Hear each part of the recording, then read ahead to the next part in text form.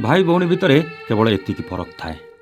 जे कंदेकी पुणी हसाए से होची भाई, आउ जे कंदेकी निजे कांदी पकाए से होची भौणी। आज्ञा ए पवित्र संपर्कर बंधन एमिति मजबूत सूतार बंधा होता है जे ताकू छिड़ेबा एते सहज नुहे। आज्ञा सबू राग रुषा अभिमान आउ माड़ गाड़ी झगड़ा पर भी गोटे भौणी ता भाई को छाड़ी रही पारे ना, आ गोटे भाई ता भौणी बिना रही पारे ना।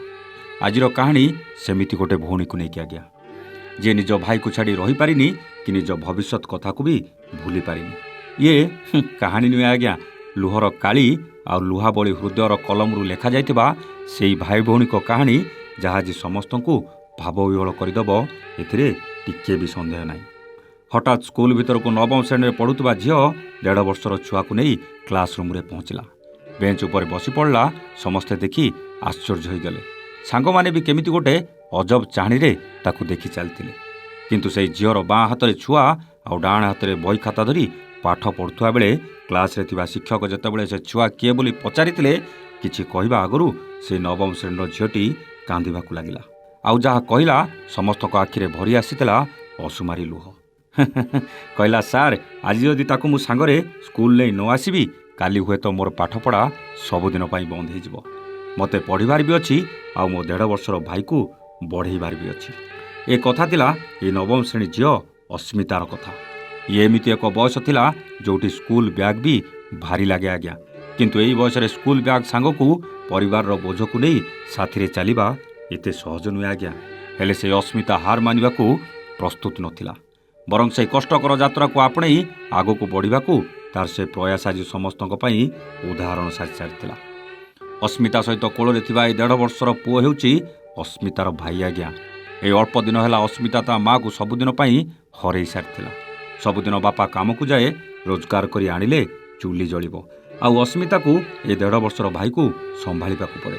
एकुटिया छाड़ी तो स्कूल आसीपारबनी, से साथी रे स्कूल नहीं आसीला। कथारे अच्छे आज्ञा, माँ पर जदि कई मार जगह निए से केवल बड़ भौणी हो पारे। गोटे बड़ भौणी निज खुशी को जलांजलि दे ता सान भाई पाई किछि भी करि पारे। माँ परी स्नेह दे पारे, सबुथिरु आकट भी करि पारे। किंतु अस्मितार खेलिबा बुलिबा बयस रे से जेमिति ता भाईर जत्न नेउछि आ निज भविष्यत कथा चिंता करुछि ना, समस्त को आश्चर्य कर दउछि। एमिति वीडियो जदिओ सोशल मीडिया रे भाइराल हेबार लागिछि, किंतु एमिति केते अस्मिता अछंती जो माने निज सान भाई भौणी को पई निज भविष्यत को अंधार भीतर को ठेली दैछंती। ए कहानी से भाई मान को निश्चित कष्ट देव जो सान भाई माने निज बड़ भौणी पई आज शिखर रे पहुंची।